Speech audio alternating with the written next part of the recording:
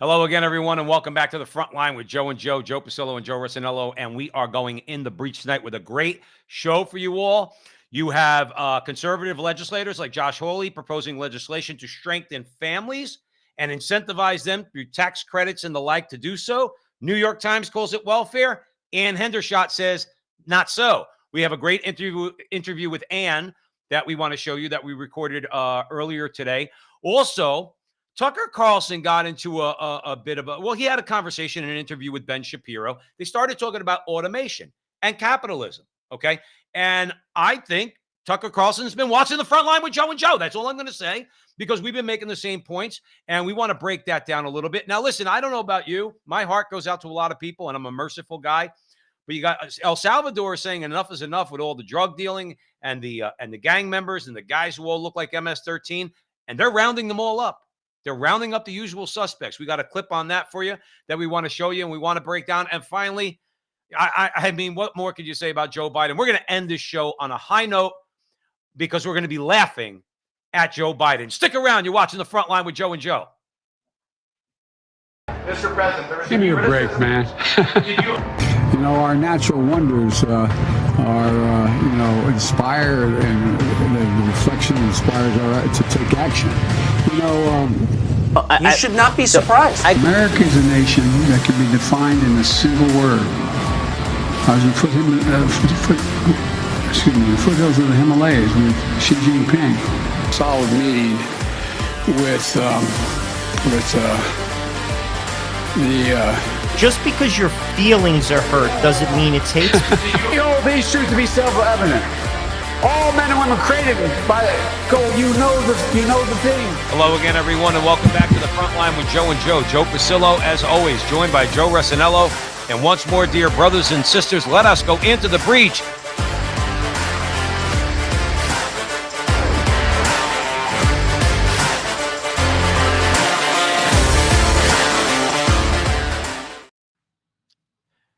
I just watching Joe Biden, Joe Rossinello. Come on. You know the thing. Anyway, more on him later. Ann Hendershot. Joe and I had a great conversation with her earlier today where she's talking about strengthening families and why it's important for the government to actually take action, not through welfare, but through other means. All right. The New York Times doesn't like that, to help strengthen families through the tax code and incentivization. So this is a great segment. Let's listen to Ann Hendershot, and then we'll come back in a little bit.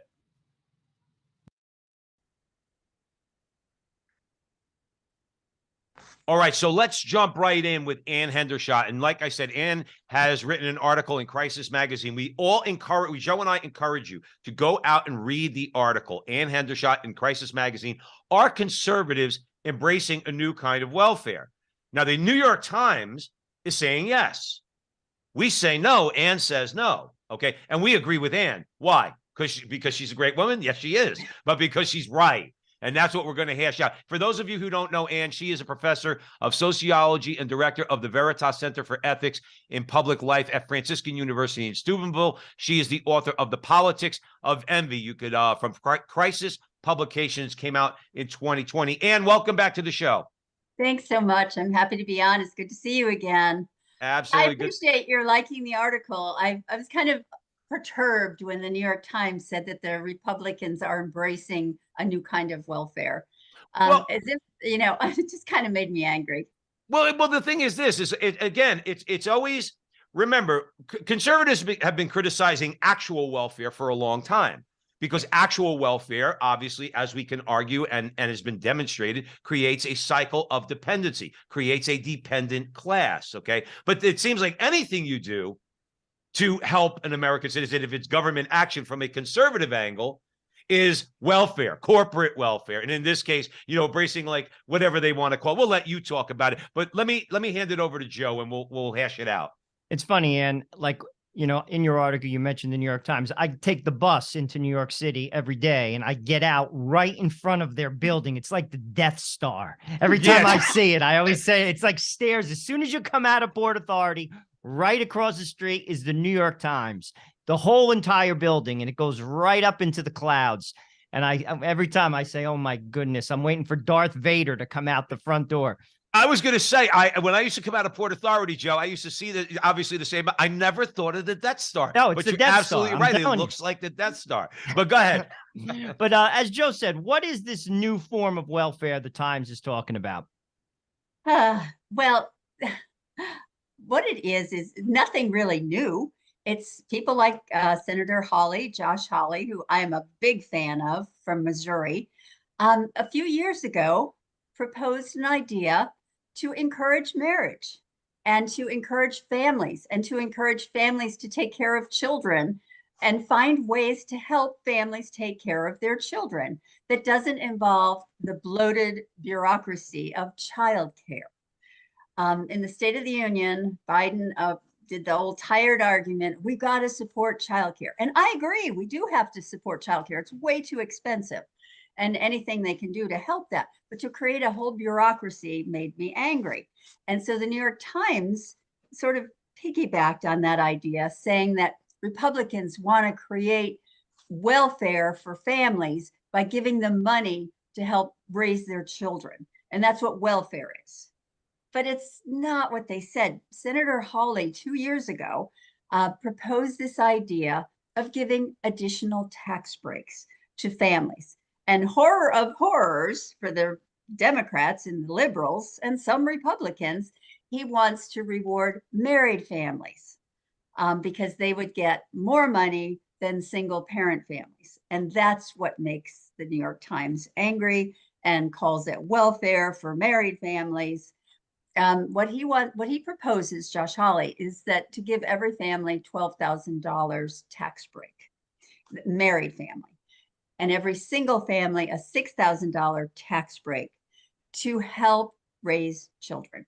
That's above it. And let me cut you off and ask a question. That's above and beyond the already the personal deduction of, I think it's $25,000 for a married couple. So that's above that. Yes, it would be above that. Because what he wants to do is encourage families to get married, for one thing, and to possibly take care of their own children. I know that's a unique perspective for the New York Times, but Josh Hawley said most of us would like to take care of our own children in our own homes. And that way, it's sort of like school choice. You know, we talk about have the money follow the child wherever the school is. Well, that's what Josh Hawley is proposing. It's a choice in childcare. Parents have to work, but sometimes one parent, they'll do shift work or they'll find innovative ways to take care of children in their own home themselves. And he wants to be able to allow that to happen and not give the money to this childcare industry, give the money directly to families. But sure, but Ann, but you're being naughty, Ann, because, and so is Josh Hawley, because what you're doing is you're putting a bureaucracy out of business. See, when I read the article and I was thinking along the line, well, that's what Joe and I talk about, as you mentioned, about education all the time. No, if the state of we always use the state of New Jersey because it's such an basket case. Okay, if you give a check, if you spend if the government takes tax money and spends $28,000 to send a child in inner city Newark to Central High School that only graduates 3 out of 10 children, that's a good and noble thing. If you take half that money and give that same parent $14,000 so that they could send their child to St. Benedict's Prep or Seton Hall Prep or any other school they want to, where they're going to get an education that's going to bring them to college or with a 100% graduation rate, that's welfare. That's not allowed. Why? Because we're putting your buddies out of business. We are, and the child care law, that's not welfare. We're just taking the government out of the equation in terms of sifting the money through a government bureaucracy and then trickling down to the teachers union. Right. And that's what cheeses off the New York Times and the rest of the left. The New York Times is delighting in this because they're saying, okay, finally the Republicans are waking up that we need big government and and Reaganomics is dead. That's what they said in their article. This shows that President Reagan was wrong when he said that government shouldn't be in your business. But it's not true. I mean, President Reagan wanted to empower parents. He wanted to empower families. And that's what Josh Hawley is doing. And J.D. Vance and Senator Romney, too. I mean, sometimes Senator Romney has a good idea. And he's on board with this idea of allowing allowing families to take care of their own children and enabling them. This has been tried in other countries and it works. Not a lot of other countries, mostly Hungary is the only one that really has tried it. But I think it's a really good model and I'm very much in favor of it. But the New York Times framed it as, now that we're forcing women to have children after the Dobbs decision, the Republicans realized they need to do something fast to help take care of those children. And that's not true at all. This was in the works way before Dobbs, because we have to find a way to enable families to survive with children and encourage them to have more children. And that's what they've done in Hungary. And that's what my article really focuses a lot on, that this can work. This really can work. Incentivizing having children and getting married. I know that's news to the New York Times. Oh yeah, that's a naughty getting word. Married is a good idea. Ann Hendershot's joining us here at the Frontline with Joe and Joe. We're discussing her article. Please go and read the entire article at Crisis Magazine. Are conservatives embracing a new kind of welfare? The New York Times seems to say so. And Ann says, absolutely not. Joe Rossinello. And I'm going to take it even further, actually, because I think families, well, I know it's not think, that's what makes for a strong society. A man and a woman staying married, raising children. And it also drives poverty. Divorce drives poverty. I would even say, I'll reward you if you're married for a long time. If you're married 10 years, you get a break. If you're married 20 years, you get a break, because that strengthens a society. Children are healthier. It's absolutely sociologically proven. When two people, a man and a woman, let me clarify that, because people nowadays is kind of an ambiguous term, but what is a man and what is a woman? But I'll just ahead, stick Joe. to that. A man and a woman staying married, raising their children, produce healthy children more times than not. We'll just phrase it that way. So how about we reward families that stay married? Not just having more children, which I'm for too, and we're going to talk about that because Hungary does that. Give them tax breaks if you have 4 or more children. But if you stay married for 30 years, 20 years, I'm going to give you a break because you're helping the collective. What do you think about that? Absolutely. As someone who's been married almost 50 years. Love it, Ann. I know. I'm really old. I got married as a child, as you know. But yes, I'd be rich if they did that, because my husband and I've been married 48 years. God bless love you. Hungary's idea.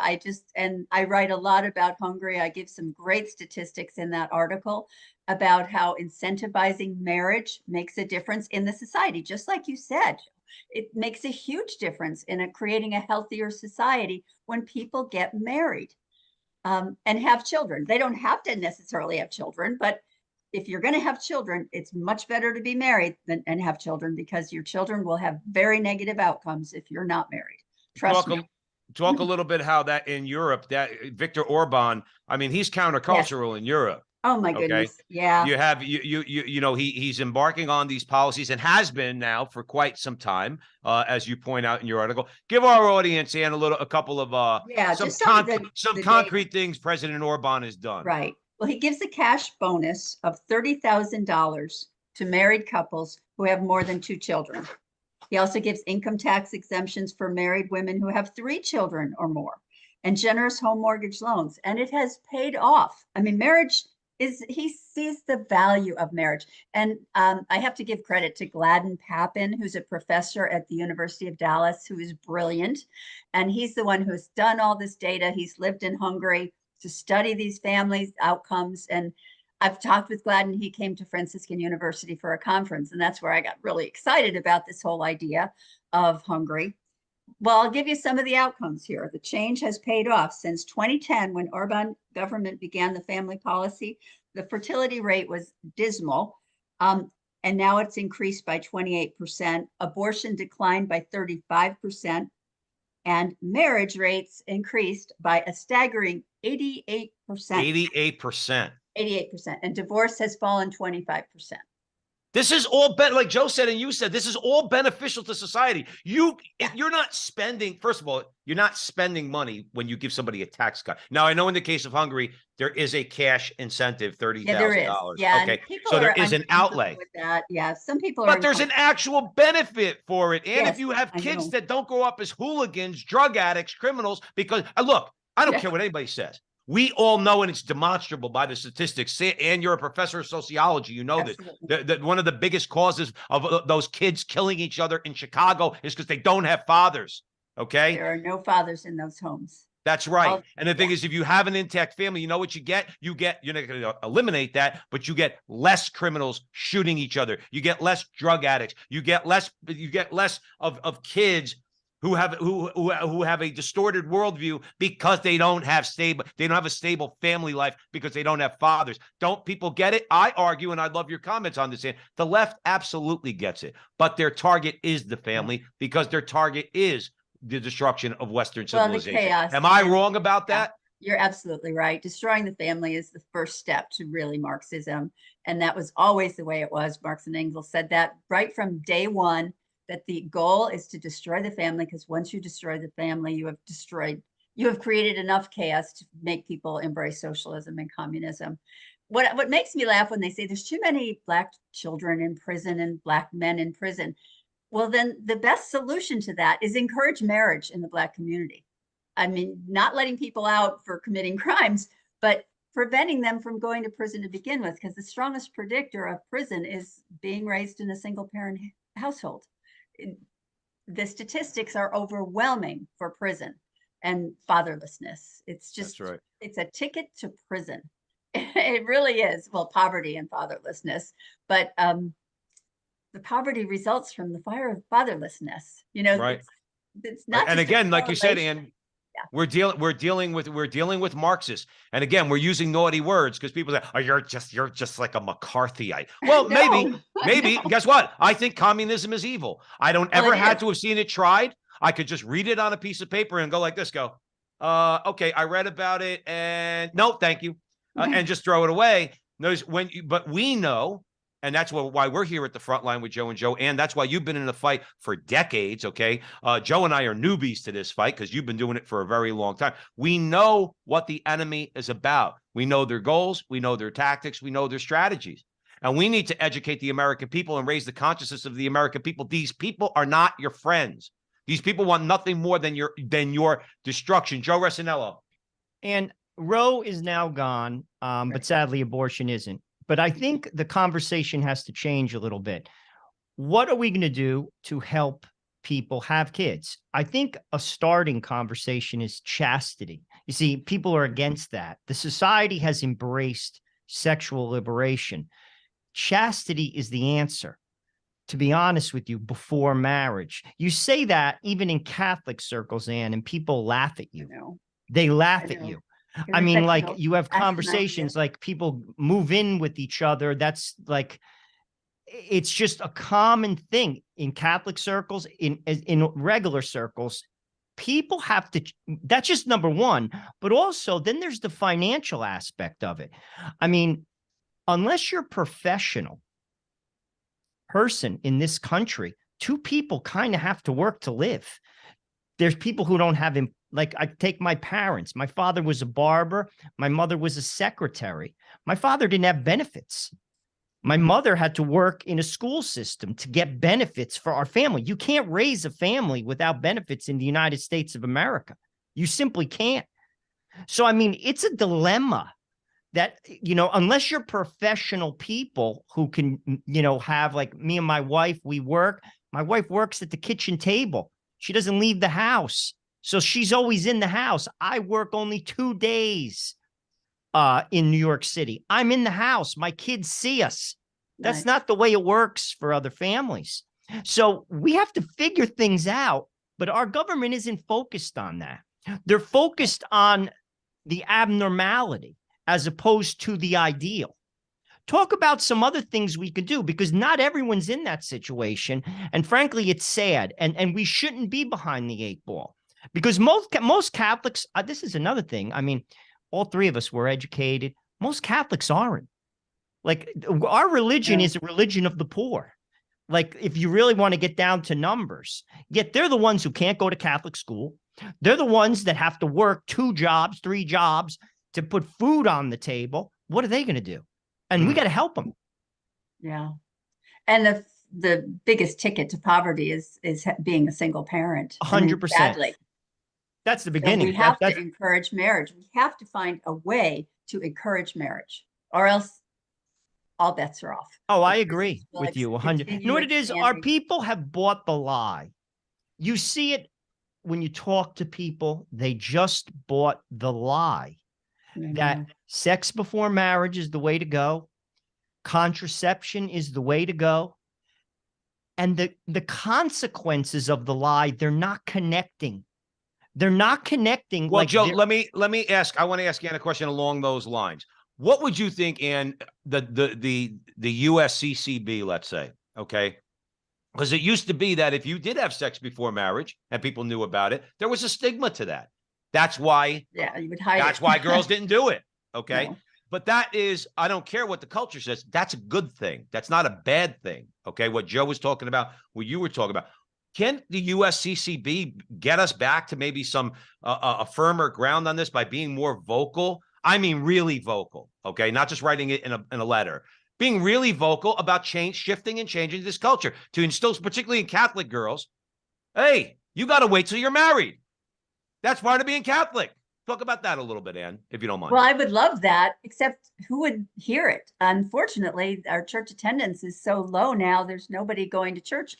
I mean, there's not as many people going to church, and even in Catholic schools. But I'm very hopeful about Catholic schools. Places like the Boston Archdiocese, we're just at Franciscan University recruiting teachers. They want faithful Catholic teachers now who know the catechism, who know that sex before marriage is sinful, who are willing to say that. So I think more and more dioceses are hiring people for their Catholic schools. Now, not everybody goes to Catholic schools, but for a while, the Catholic schools were staffed by people who didn't even know what the church taught. I've been writing about that for years. Oh, whenever you write that article, you come back on. That's a good one. Yeah, but I'm excited about the Boston Archdiocese. They are recruiting at the faithful Catholic schools. They're not going to Boston College to recruit teachers. They're coming to Franciscan because they know that our students know what is sinful, knows morality, and are joyful about the faith, and will be able to convey the faith in wonderful ways to make it palatable and inviting. They were at Ave Maria University. I'm on the board there too. And I was thrilled to hear that the Boston Archdiocese is recruiting teachers there also, because they have a great superintendent there, Tom Carroll, who is fabulous.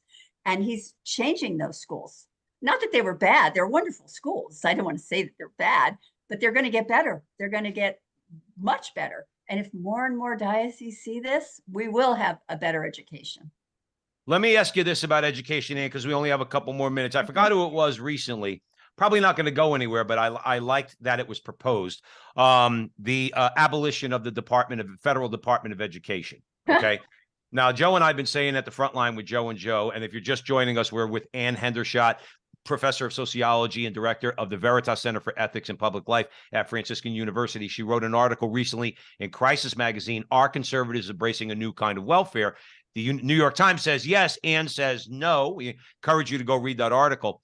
The Federal Department of Education, I think I'm being conservative here in my numbers, wastes, and it is a waste based on everything that we know, about $100 billion a year. That it was even to like talk about maybe the need, not that legislation is going to go anywhere today, but if we keep having these conversations out there in the culture, maybe that'll pick up some steam down the road. It's a useless agency. Kids are not more educated. They're just indoctrinated. They're not talking about the things that we're talking about. You're not helping. If your interest is in minorities, you're not helping minority students, not even a little bit. Okay. Talk about maybe that's a really good idea. Maybe we should abolish the Federal Department of Education because they really don't do anything.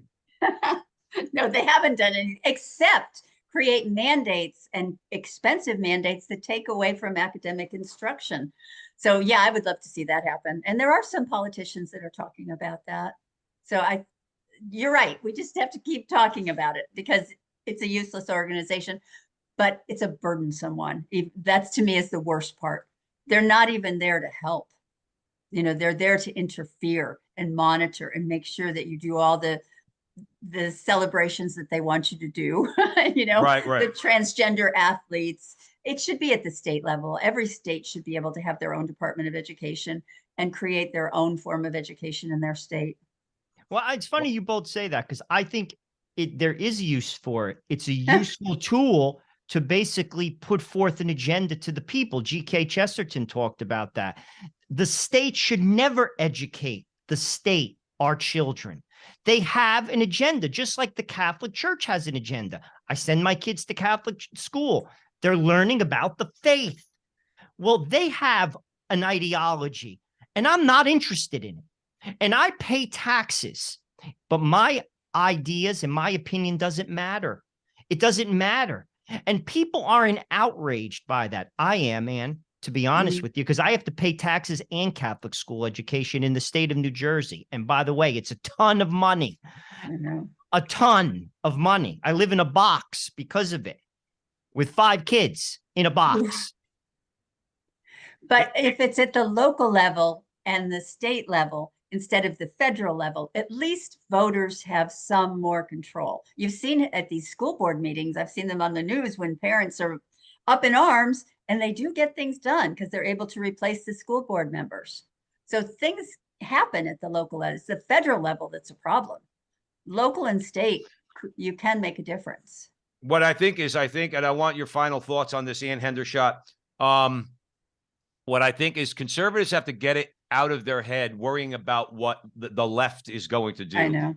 We know what they're going to do. They're going to call you every name in the book. They're going to get their stormtroopers and Antifa and Black Lives Matter to march out into the streets and start burning things. They're going to attack Catholic churches in the wake of Roe versus Wade getting overturned. We already know what they're going to do. So stop dilly-dallying and just go ahead and do it, and we'll deal with the fallout. Roe is gone. I don't see many more riots. They had their initial reaction. Now they're home crying. Okay. All the little babies out there who can't kill their babies, or at least, well, actually they can. In reality, that's the sad part. Okay. Abortion has not been abolished in America. I'd like to break it to them. Let them cry. Let them rant. Let them cry. But go ahead and be bold. Start dismantling this stuff. And listen, let's face it.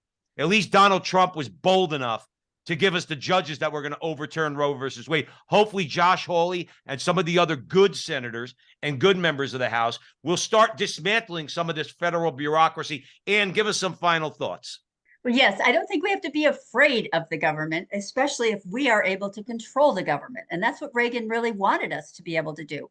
I mean, he didn't want big government, and I'm not saying a big bloated bureaucracy.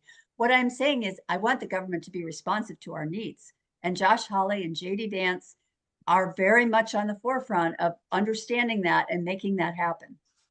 Well, we're glad to hear it. And where can our audience members find out a little bit more about you and what you have going on? Just go to the Franciscan University of Steubenville website and look for my name. I'm the director of the Veritas Center. It's a research center.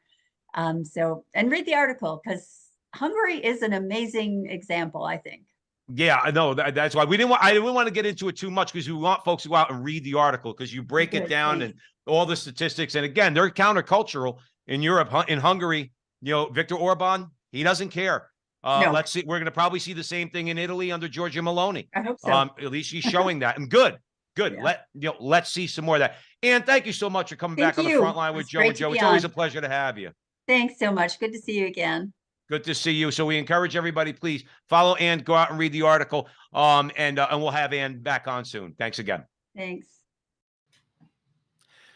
She's an awesome lady, Joe. Oh, I agree. That Fantastic. was a great conversation. Listen, she doesn't pull any punches. Some men out there need to have some, the nerve and the courage that Ann Hendershot does. Now let's keep it moving. Okay. So it's out there in the etherverse, in the universe, in the ether. Ben Shapiro's conversation with Tucker Carlson. Okay. Joe and I are focused on a lot of things here. One of which is that we want to propose we value, because we're not morons. We value the free market, because the free market is something that we value. Okay. And we would call ourselves capitalists with boundaries. And not everything you can do, you ought to do. And we think that the ought has gotten lost in all this. So we have a clip that we want to come back because we think it's an important conversation that all you out there listening to us at the Frontline, Joe and Joe, would like to have. And obviously the chat room, the comm box is open. So let's run the clip and then we'll come back. Why should you be surprised when half of them say they prefer socialism?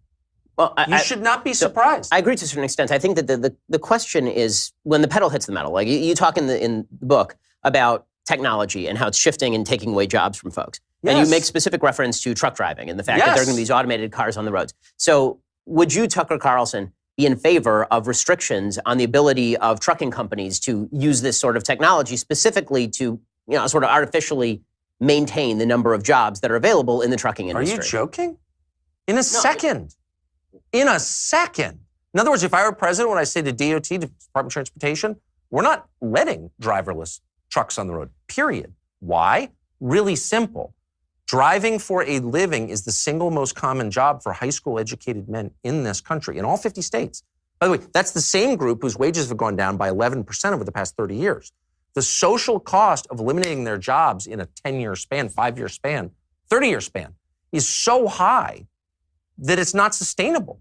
So the greater good is protecting your citizens from, look, capitalism is the best economic system I can think of, I think that anyone's ever thought of, but that doesn't mean that it's a religion and everything about it is good. No, but there's no Nicene Creed of capitalism that I have to buy into. What I care about is living in a country where, decent people can live happy lives, actually. And so, no, I would say immediately, no, are you joking? And I maybe would make up some pretext for public consumption, like, oh, they're dangerous. The technology is not quite finessed. No. But the truth would be, I don't want to put 10 million men out of work because you're going to have 10 million dead families, and the cascading effect from that will wreck your country. I can't imagine that Tucker Carlson, after that, Joe Rossinello, has not been watching the Frontline with Joe and Joe. Because that's exactly, I was blown away by this, Joe. He, and we didn't get it from him. Because again, remember, it's all about common sense. Why is, and then I'm going to hand it right to you, Joe, because I want your opinion on this. Why is it because we can do something, let's say in terms of technological advancement, automated trucks, automated cars, just because we can do it? Why? What unwritten rule is there out there in a free market system that we have to? And I think that's where Carlson was going. Joe Rossinello, what say you? I admire him because he crosses party lines. Tucker Carlson, if you ask me, is the best. He also connects dots like nobody's business. A lot of people wouldn't say that, particularly like a lot of conservative shows, because to be honest with you, a lot of Republicans will never do that because they are married to the economy and they have that country club mentality. And let's be honest, it saves money. Getting rid of drivers. I see it in the towns near me, Joe. The garbage trucks don't have garbage men anymore. You have a driver, they have that automatic hand. They give all these fancy garbage cans to these people in their houses. They pick up the garbage. Boom. That just killed a bunch of jobs. Right. And no one cares about it because that's people-centric thinking. And that's just not the way government works in a lot of areas. They say it's people-centric, but when push comes to shove and the lobbyists show up at your door who's funding the government, their voices are heard and the people get thrown aside. And to be honest with you, that's the Republicans' problem. They're not pro-worker. Do you sense that that's been shifting now since, let's say, for argument's sake, 2016? But I mean, think of some of to a degree, but I mean, how many of them are really doing something other than Trump with tariffs? And Trump did speak to the common man, still does. In the Rust Belt. But Joe, there's an internecine battle within the Republican/conservative, the Republican Party and the conservative movement about what exactly is the role of government. Ann Hendershot, who we just had on and we just spoke to, said, no. You could use government for the good. Okay. I'm paraphrasing her, of course. So like what Tucker was saying, yeah, get the Department of Transportation to say no driverless trucks on the road. That's it. Okay. To me, that's not government overreach. That's No, not that's not funding. That's not taking billions of dollars of our money and giving it to somebody. Okay. That's saying, no, the government has the authority to make it where it's not going to benefit you to automate your trucks. You need a driver. You need a driver driving the truck because that's a job. Okay. Conservatives is my point, and I want your opinion at the front line with Joe and Joe, is they have to get it through their head that government action is required at times. Targeted, limited, effective government action. And they have to stop being, Tucker Carlson said it well. The free market is not a religion. There is no Nicene creed to capitalism. Okay. The government can absolutely step in and ought to at times. I would agree, but Mitch McConnell will never do that, and he has the gavel. That's why he's got to go. No, That's why he's got to go. But notice he didn't. You see, that's Joe. That's the point. Like the people who think like that they're not even just a minority; it's a significant minority, and that's the problem. Because again, Mitch McConnell understands how the system works, and he plays it. He's playing it to the uniparty. He's playing it to the people who give him money. He gets it. People like, I always get his Rick Scott in Florida. You see, he's a guy that is basically, this is his attitude. You elected me. I have convictions. I'm here to serve. If you don't want me, vote me out. I'll get another job. Most of these men and women don't have that mentality. Right. I understand the game. I'm going to play it. This is my career. And screw you. Do you know what I'm saying? No, Joe, listen, I agree with you on the political end, okay? And we talk about politicians, but let's talk about people like Ben Shapiro. Now, Ben Shapiro has an influential voice in the culture, okay? I certainly agree with him on a number of things. As Roman Catholics, there's overlap on transgenderism, on abortion, on numerous things, okay? But he's wrong because, now again, this is my view. I'm not casting this on him. This is the way it seems to me from having listened to him. He's a free market purist. He doesn't want any government intervention into the economy. And that is not, and Tucker's point to him was, that's not practical because all what you're proposing, again, we're talking about advancement, technological advancements. In this case, we were talking about driverless trucks, automated trucks, automating men and women, mostly men, out of work, okay? It is not serving the greater good and is not serving the common good. And any development, scientifically, technologically, okay, out there in the free market, any development has to be seen along the lines of, or we have to ask the question, does it serve the common good? And in this case, not only do these things not serve the common good, they detract from the common good. And I think that is one of the major problems with conservatives, not the politicians, Joe. Those out there in the culture, like the Ben Shapiros and others. Sean Hannity comes to mind too. Oh, no doubt, no doubt. He's a free market purist. He wants no government intervention whatsoever. That's not only not practical, all right, for what we want to achieve in this country. I think that, listen, we have to get it straight. Government has power that we give it, okay? And we have to use it. And we cannot be afraid of it. What do you think? First, let me just say this. I agree with you 1,000% because people come first. But the common good is an ambiguous term, and there are many people that don't view it in that way. You see, you're viewing it as well as I'm viewing it, and I even will say Tucker Carlson, he's not Catholic, but it's a Christian idea. I have to care for my fellow man. One of the many reasons why I like Tucker Carlson, he is a blue blood. He is part of the establishment, and he turned his back on them. That's why they hate him. He is a danger to them. A danger to them. He has the keys. He's fifth generation, like boarding school. Like this is a wealthy family. Right. And he basically doesn't act or think like that. You see, the common good to a lot of people is not what Tucker Carlson, because they don't care about those 11%, the 11% of the people in the country that use the driving as their, means of making money, putting bread on the table. They don't care. The common good to them is, well, we're going to generate other jobs. Well, basically what that means is I'm just going to get rich. Right. They're not going to say that, Right. but I'm just going to get rich. And why don't they see? To be honest with you, dude, because God isn't the priority. And that's capitalism. The only way capitalism works, one way, there has to be moral boundaries. Capitalism without moral boundaries, without a populace that is not grounded in something substantive like God, even a basic golden rule, do unto others as I want them. We'll just call it that. Right. Is savage. Let's keep it moving. I do want to leave the audience with this. You could go out and Google it. I don't have the link. If you want to see the difference between a Tucker Carlson and a Sean Hannity, go watch. If you put in a few keywords, Tucker ends his show one night. This is within the last couple of years. Ends his show one night, calling it obscene that based on the price increase in Amazon after their earnings came out, Jeff Bezos' net worth went up $13 billion. That's just what it went up in one day. Tucker Carlson called it obscene. This was at the end of his show. Hannity comes after Carlson.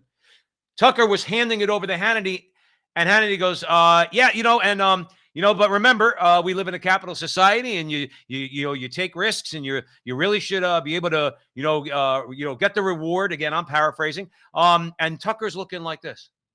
Like, what did he just do? He just stepped on my show. No, he just stepped on my idea. I called Jeff Bezos obscene, okay, for making $13 billion in a day. And Sean Hannity was defending it. That is what we have to go through in our conservative movement. Let's move on, because there's another thing. It looks like a sea of skin and tattoos. These images, released by El Salvador's government, shows the transfer of about 2,000 inmates, stripped to their shorts and with their heads shaved, to what's been dubbed the country's new mega prison. It just opened. It's believed to be the largest prison in the Americas, with a capacity for 40,000 people, and it's the latest step in a controversial crackdown on crime that's caused the country's prison population to soar. Human rights organizations have reported that innocent people have been caught up in the law enforcement campaign. That includes dozens, they say, who have died in police custody. Now, there's a couple things, Joe, to talk about there, to unpack. Let's start with the most obvious thing. Is El Salvador acting humanely? I think that's a question that let's keep it with Americans, okay? And yes, Christian Americans, or let's say those who, let's say, have a moral grounding. People of goodwill, Christians, Orthodox Jews, people like that. Okay. Is it right what El Salvador is doing? That clip, 2,000, that they rounded up, that mega prison can handle 40,000 inmates. You see what these guys look like. They look like, MS-13 and whatever gang they belong to, with all the tats and everything else. I guarantee you the government didn't just round these guys up arbitrarily. I'm sure they knew who they were rounding up. And they're basically just sticking them in a hole. Why? Because they have control of the country. They want to get rid of the murders, the drug dealing, the gang-related murders, violence, all of it. And in my heart, Joe, I'm sympathetic towards the El Salvadorian government. I'm going to throw it over to you. Well, I'll be honest with you. I don't think what they're doing is inhumane. These men are criminals and murderers, and you have to go to jail to protect society. You have to. That's just the way it is. I mean, you don't put it's not that they even look like MS-13. They are. They are. Well, I was thinking maybe they have a different name, but yes, it's all come from the same these are cloth. criminals. I mean, Right. This is not, the Boy Scouts. Right. So, I mean, and they have to be in jail to protect society. I mean, at the end of the day, I have no problem with that. And I don't know why anyone would, for that matter. I think what people are looking at there, Joe Arsenault. Now, again, you got the comments. You got the comments there from the narrator about questions about due process and all of that. Joe, there's countries out there in the world that don't have due process. Now, I'm not familiar with the the process by which people get, convicted of crimes in El Salvador, rules of evidence and things that we take for granted. I just quite frankly don't know. I'm ignorant on that. But I have to imagine that if they're taking this step, that means they're fed up. They're fed up. I mean, at some point you would think that Mexico would do the same thing, but obviously they've shown themselves to be very ineffective. El Salvador, on the other hand, is saying, no, no, we're going to protect ourselves. The problem is you have the narrator and then you have the optics. And the optics is you got these guys in underwear, you're humiliating them, you're rounding them up, you're lining them up like savages. That's what your Human Rights Watch is going to say. That's what your Southern Poverty Law Center, if they chime in, is going to say, and other ACLU. That's what they're going to say. They're all going to say that. They're going to trumpet that line. And in the meantime, these guys, many of them, I'm not going to say all of them, okay, but my assumption is many of them are stone cold killers. That's what they are. And El Salvador is saying, no way, we're not doing this anymore. A lot of those governments are corrupt. I mean, Mexico doesn't have control of its government. There's lawlessness. I mean, that's a big problem with a lot of countries in Central America. There's just lawlessness, bribery, mass corruption. I mean, listen, that's just a shame. And ultimately, they're in their underwear because they're trying to make sure they don't have weapons. I mean, that's not, that's on purpose. Right. Listen, you commit crimes, you hurt people, you have to go to jail. It comes right down to that. There's a reason why there are police. There are a reason why there are jails.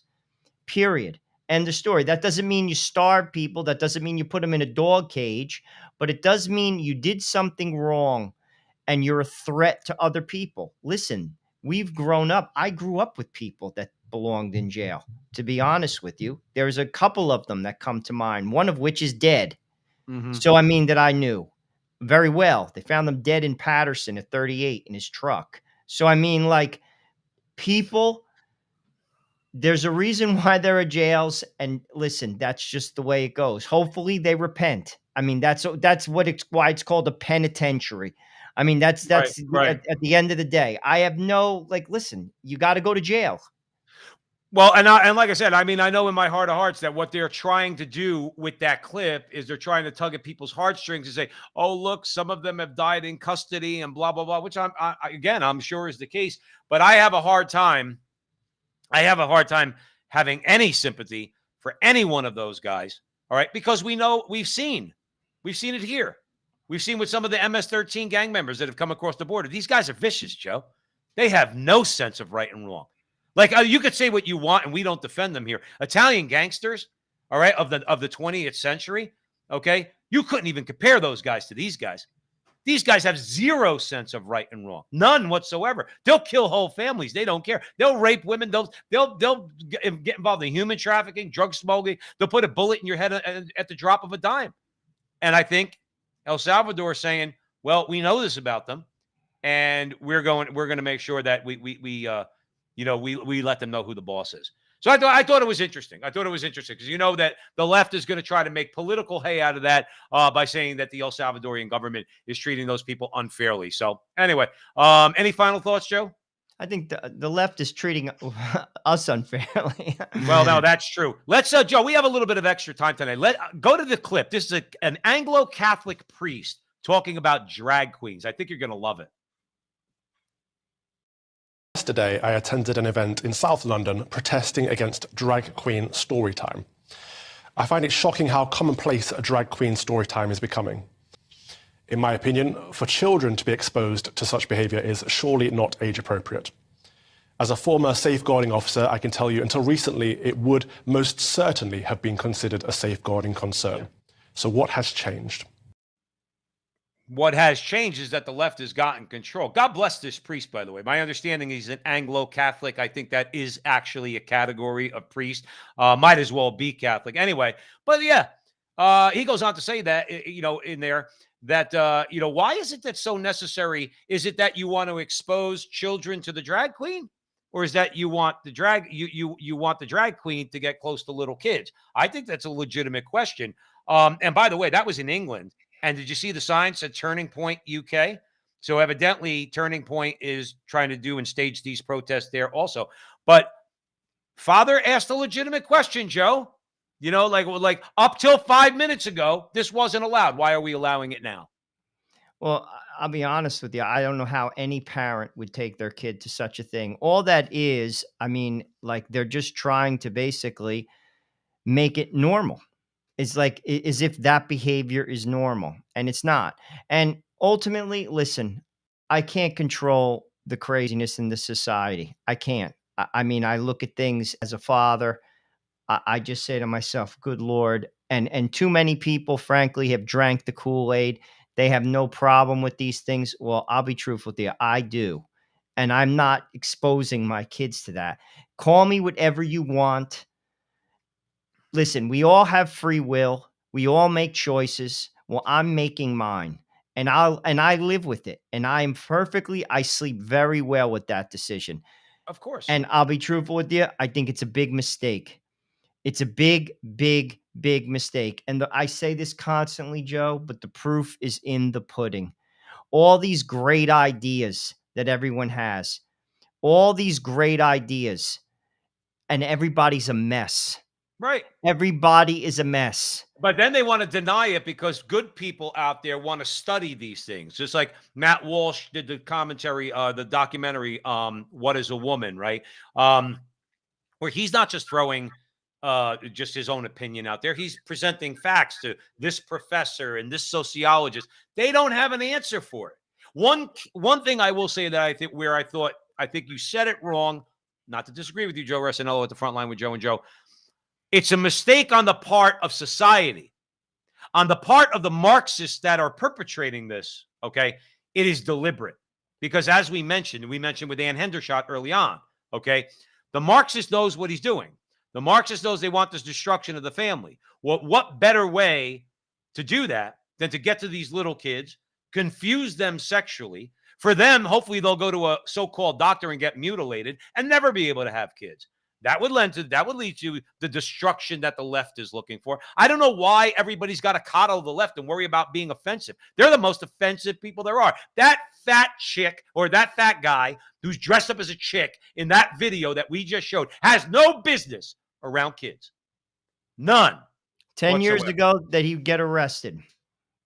And all of a sudden somehow that was some type of prehistoric idea. 10 years ago, 20 years ago, that never would have happened. Would never, ever, ever, even if you suggested it. Right. But again, Joe, facts don't matter like anymore. Joe, Right. they don't. You could say them to people. It's like talking to the wall. And all I could say is the proof is in the pudding. Look, dude, I'll say it again. Look out your window, see what's going on. The problem, and this is what I said with Ann, people aren't connecting the dots to their choices. It's like a woman that likes to date bad men. It's like rinse, repeat, rinse, repeat, rinse, repeat. But she doesn't connect the dot that you're doing the same thing over and over and over again. And you think you're going to get a different outcome, but you're not. Right. And that's what society hasn't been able to grapple with, because ultimately to change means you have to look at yourself in the mirror, and they're not willing to do it. And ultimately, the consequences are going to be the same. Well, Joe, Bad. if the complacent out there, if the fence sitters out there, if they want a wake up call, wait till little 7-year-old Johnny comes home and says, "I want to be a girl," or "I think I'm a girl." Maybe that'll wake him up. Just your average father out there, guy like us, okay?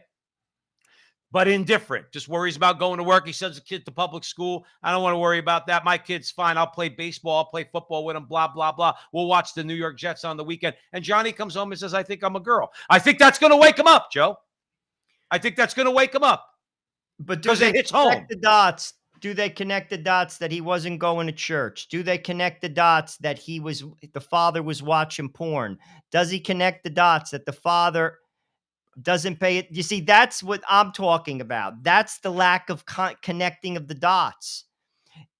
Like, they're not looking Our choices are doing this.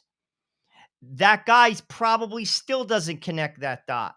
Well, listen, Joe, when that happens, my heart goes out to them. But at the end of the day, I say the same thing all the time in the show. If that happens to you out there, any of the complacent people, go on and cry in your coffee, but don't come bitching to me. Joe, we got to end on a positive note, Joe. It's just sad. Joe, I'll be truthful with you. People are blind. They're blind, and it's sad. I look at it, I'll be truthful with you. I look on, I don't see everything, and I'm not perfect. But I'll tell you what, I don't have these issues. And I'm not a genius.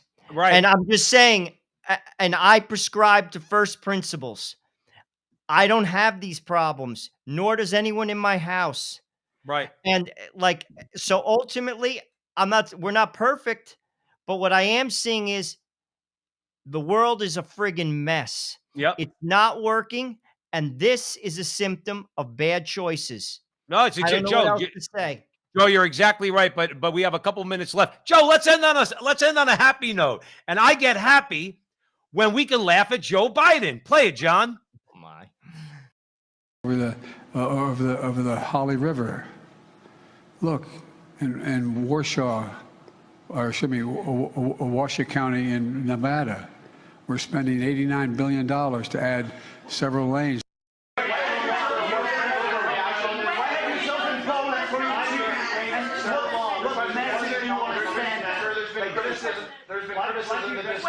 There's been criticism that this really trying to compromise by your family's business relationships. Sir, Mr. President, there was Give me a break, man. Did you overreact? Give me a break, man. You know, our natural wonders inspire, and the reflection inspires our to take action. You know, America is a nation that can be defined in a single word. I was in the foothills of the Himalayas with Xi Jinping, traveling with him. I actually traveled 17,000 miles when I was vice president. I don't know that for a fact. A solid meeting with they make a very good point. Here's the deal. Here's what drives the driver in the states that are affected. We hold these truths to be self-evident. All men and women created by you know the thing. You know the thing. You know the thing, Joe. Joe, my favorite one. Those here's the one that cracks me up no more than anything. America can be summed up in one word, and it's somewhere in the foothills of the Himalayas. Like what the? They will try to convince you. Watch the people behind him. Like that's my favorite thing. Did you watch what's her face? The Supreme Court Justice. Her face, she just looks down. And Kamala Harris also has she's like holding back laughter.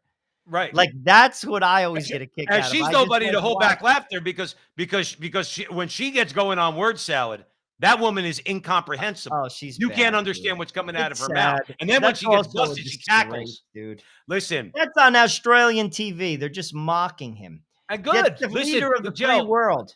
I'm at the point now. Let him mock. Let him mock. America deserves to be mocked. You know what I mean? They installed this guy who never campaigned, never came out of his basement. Okay, never did anything and got 80 million votes. They, I guess, installed this guy, and he can't even string a sentence together. And they have the nerve, Joe, to suggest that the Democrats, he's got support rising amongst the Democrats to run in 2024. No, he doesn't. Joe, I'm going to hand you the last word.